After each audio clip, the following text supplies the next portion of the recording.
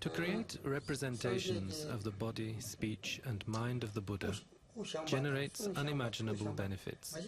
A stupa is the symbol of the mind of the Buddha. In addition to the benefits of building a stupa, there is also the benefit of walking around it.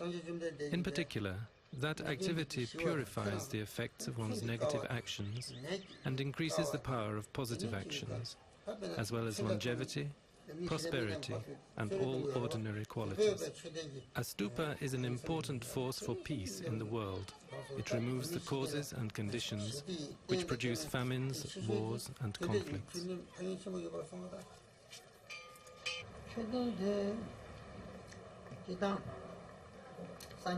As I mentioned, the stupa represents the mind of the Buddha. The simplest way of explaining its symbolism is like this. The base of the stupa represents the throne of the Buddha. The 4 steps represent the 4 monastic robes. The first step is the cloth to sit on. The second is the lower robe. The third is the shawl. And the fourth is the outer robe made of 108 pieces sewn together.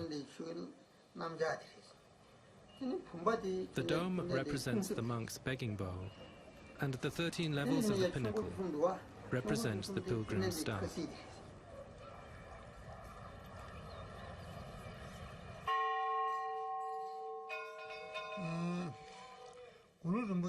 Padmasambhava hid some of his teachings in places like statues, rocks, lakes, and, as it is said, in the sky, to be rediscovered and spread through the world at the appropriate time. Simultaneously, he asked his disciples to make prayers, that they might come in the future to rediscover and reveal those teachings. So it is the conjunction of the blessings of Padmasambhava and the wishes of the disciple who was present when he hid the spiritual treasure that makes it possible for that disciple to remember it in future life. That is what is meant by a terma, a spiritual treasure. And the one who finds it is called a tertan, a treasure revealer. The material support of those spiritual treasures is called shokser, which means yellow parchment. On that parchment, the disciple of Padmasambhava transcribes the teaching using a symbolic script known as the writing of the Dakinis, the celestial maidens. These writings are like a key which opens the tertan's mind.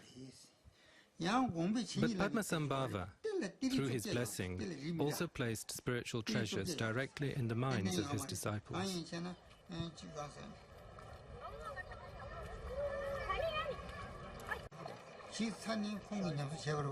Yes, the lotus-born Guru predicted the ruin of the great stupa. Just as all the monasteries and stupas of Tibet were destroyed, there will also come a time when the stupa of Bodhnath will cease to exist. Everything is impermanent. Nothing lasts forever. The stupa has already been damaged and then restored many times, and each time it became bigger and more beautiful.